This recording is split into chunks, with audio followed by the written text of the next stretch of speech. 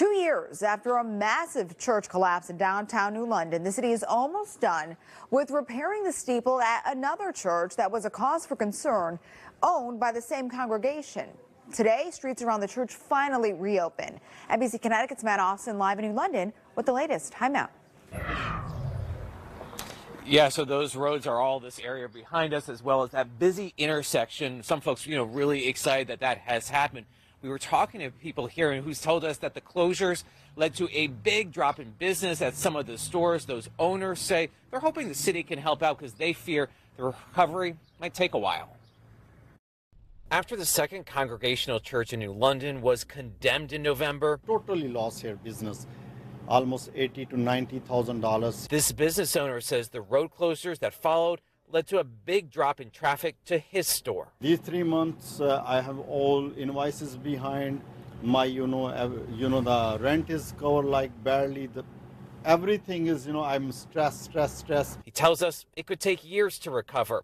And today he was feeling little relief now that the roads have reopened and fencing has come down. Although I can walk to these businesses, it's been a struggle for some of these small businesses to make it through this time when this section of the road was closed off.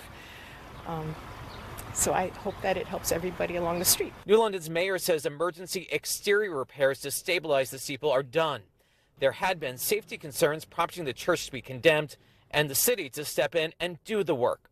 It's owned by the Engaging Heaven Ministries, which also owned the First Congregational Church that collapsed in 2024. The mayor expects the work on the second church to cost less than the $500,000 budgeted, and a lien can be put on the property. Obviously, it's a historic structure. The city does not want to see this, to lose this structure. However, the taxpayers need to be compensated for the money that was spent on essentially private property.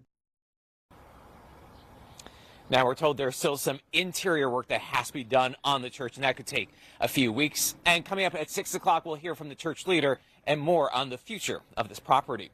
Live in New London, Matt Austin, NBC Connecticut News. Amber, back to you.